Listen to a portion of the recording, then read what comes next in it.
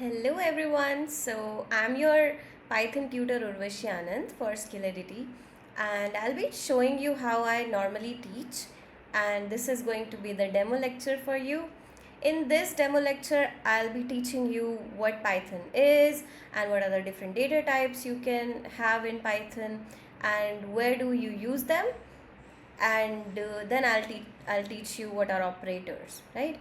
So let's get into the video, and I hope you enjoy it. So we will start with the very basics of the Python.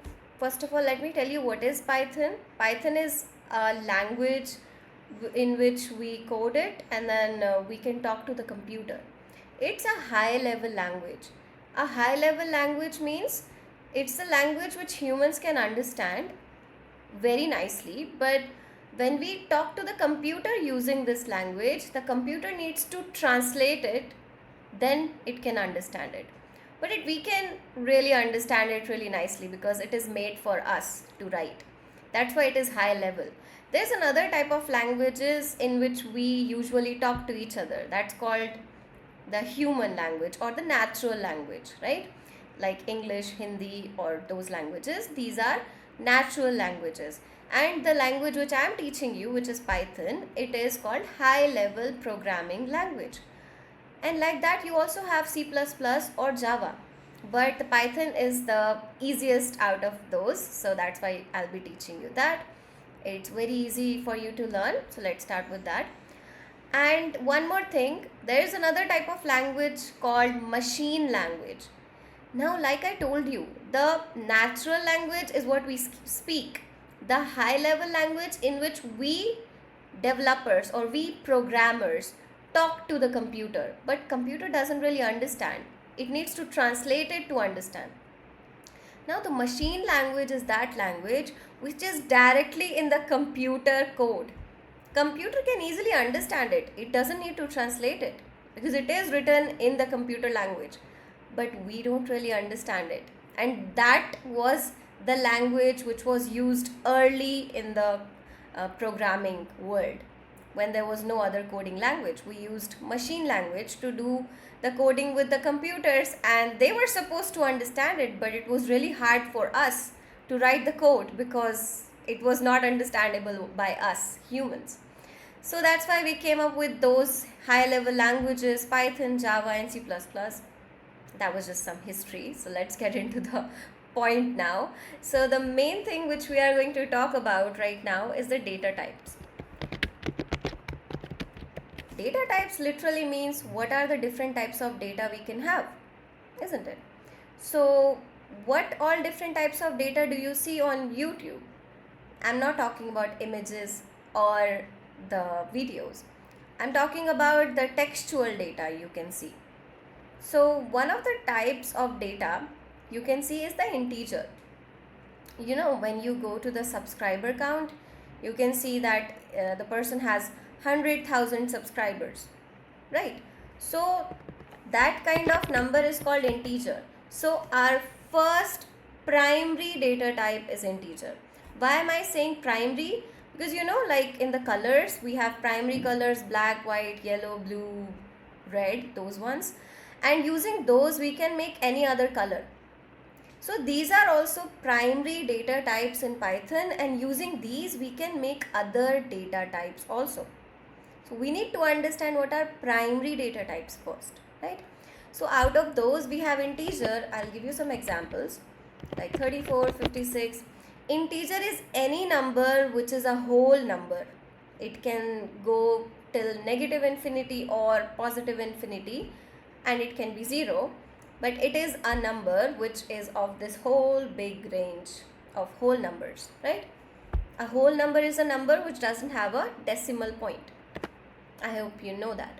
Okay, so the next thing is the float.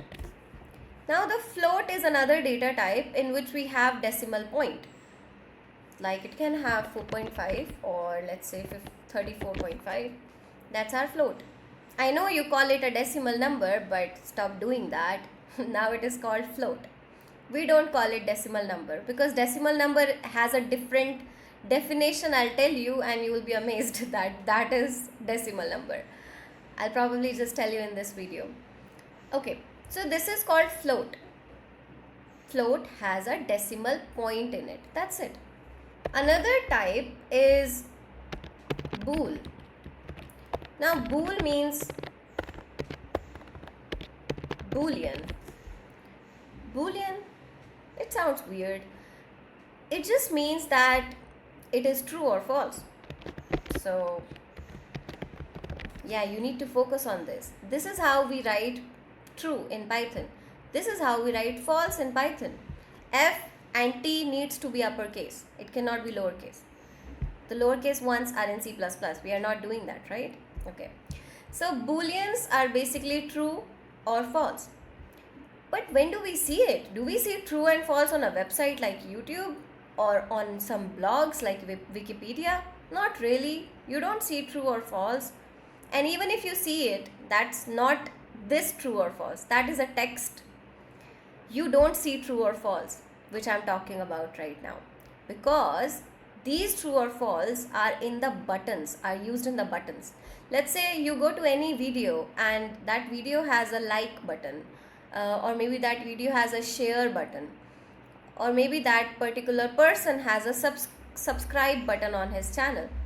What do? You have two options. Either you subscribe if you like the video or like the channel, or you don't subscribe, right? You just skip it, you just stay away from the button, right? So you have two options. When you click on the button, behind the scenes what happens? The subscribe becomes like there's a little storage for the subscribe and it stores true inside it, right? And then if you don't touch the button and you don't subscribe, it by default stores false because you didn't subscribe, right? So that's how you will use booleans in the buttons behind the scenes. Now there's something called string, which is a very nice concept. Now you can think of string like a garbage bin where you can throw anything you can see on your keyboard. Yeah, that's true. So whatever you can see on your keyboard, like other than the delete, return, all of these keys, because those keys doesn't really have any symbol or a character to it, but all of those keys which have a characters to it and you can actually type them, those characters, if you put them in quotations, they are the strings. I'll do that again, I'll explain it again. You can say anything in the quotations is a string. Anything in the quotations is a string. What do I mean? Like anything? Yeah, anything. Let's say hello there. And then anything. Okay, I'm just putting literally anything. Yeah, that is fine. This is a string. But if you have this question in your mind that which quotations are you talking about? Do you mean single quotations or do you mean double quotations? Because we have both in our keyboard, right? So because I didn't specify it, I mean both. The single quotations can be used in the string and also the double quotations can be used. That's fine. You can use it. And I mean you can put literally anything in the quotations and that is a string. That's the only condition for being a string. Just put it in the quotations and you're done, right? Okay. If you know that, there is one more thing about strings. You can even put it in triple quotations, which sounds really weird. Triple quotations. But we can make one more type of triple quotations using double quotes. This is also another type of quotations. There's a single quotations, there's a double quotations, right? So there are four types of quotations I've used so far. The single quotations, which is present single times. The double quotations, which is also present single time. The triple quotations, which is present, which is the single quotations present triple times. And the double quotation present triple times. All of these can be used to make a string. Now I'll not bore you more, make you bored. So for that, I'll just tell you why am I showing you all of these different ways of making string? Why not we just stick to one of the options? Like, if any of them can be used, why not I just choose a favorite one I have? Let's say I'll just use single quotations every time. Whenever I make a string, I'll use single quotations. I can do that, right? But not really. I told you about these four because they have some differences in between them, and I'll tell you what are those. You can use single quotations in all the cases except the case in which you do something like this.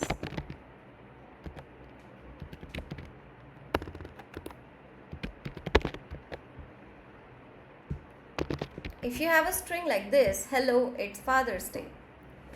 So in this string, as you can notice, I made the string using single quotations, and in the string also I'm using single quotations. They are the enemies of each other. You have single quotations in there and in the middle also. And that cannot be done like this, because you can see how this statement is just broken here. It thinks that it is done right here because this is the beginning, this is the ending, and that's it. But what is going on after it? It doesn't understand. It just discards it. But we don't want to do that. So whenever you're using a single quotations in the string, you need to make sure you make it using double quotations probably. That's one of the options. Right? Like this, you can use single quotations in the string because you made it using double quotes. But what if you're using the opposite? You're using double quotes. Then you can make it using single quotes, right? So when you're using single quotes, make it using double quotes. That's why we have these two. What about the triple quotations? When you have a sentence in which you're using both the quotations inside it, then you can make it using triple quotations. Like this. Now in this string, let's say I'm using single quotations somewhere and double quotations somewhere. So I made this string using triple quotations. I can also do the same thing using triple double quotations.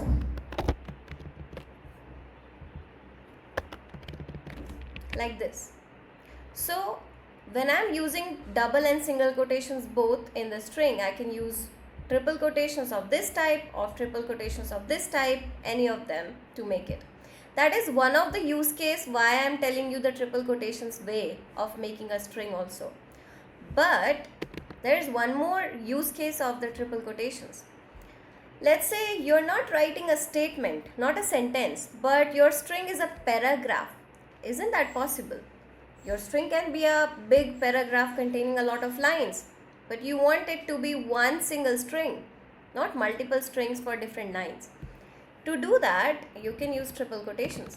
You can write multiple different lines in the triple quotations. So, one more use case of triple quotations is to make a multi-line string. So, a multi-line string.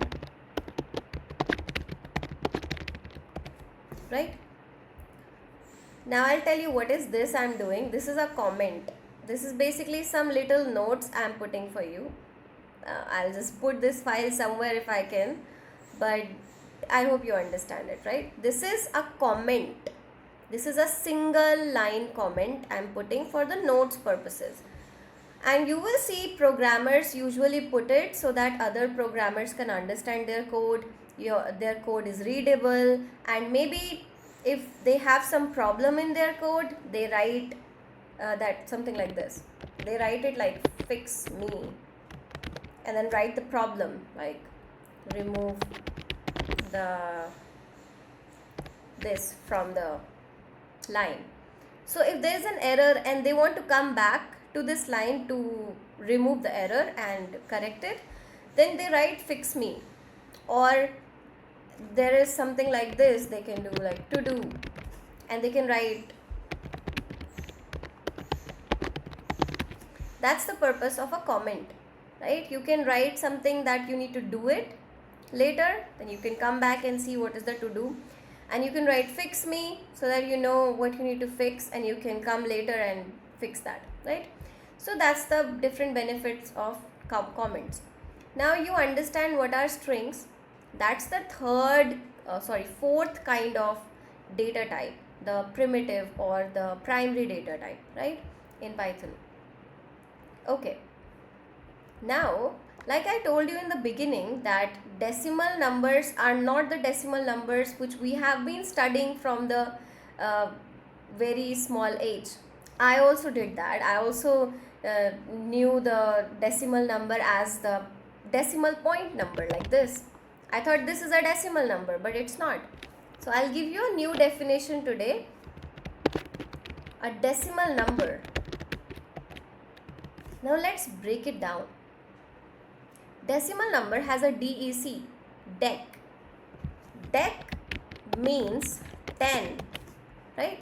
You know the decagon, you know different shapes like octagon. Octagon means 8 sides. So there's a number which is octal also. I'll not come to that, that will be confusing. So I'll just tell you what is a decimal number. DEC, like in the decagon, DEC means 10 sides. Here also in the DEC, for the decimal means 10. 10, that means any number which can be created using 10 digits. What are those 10 digits? The 10 unique digits in our number system from 0 to 9. These are 10 digits, right? 0, 1, 2, 3, 4, 5, 6, 7, 8, 9. It's 10.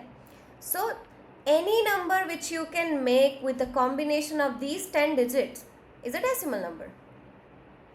So the number which you have been calling as a whole number so far, it's also called a decimal number. That means this is a decimal number.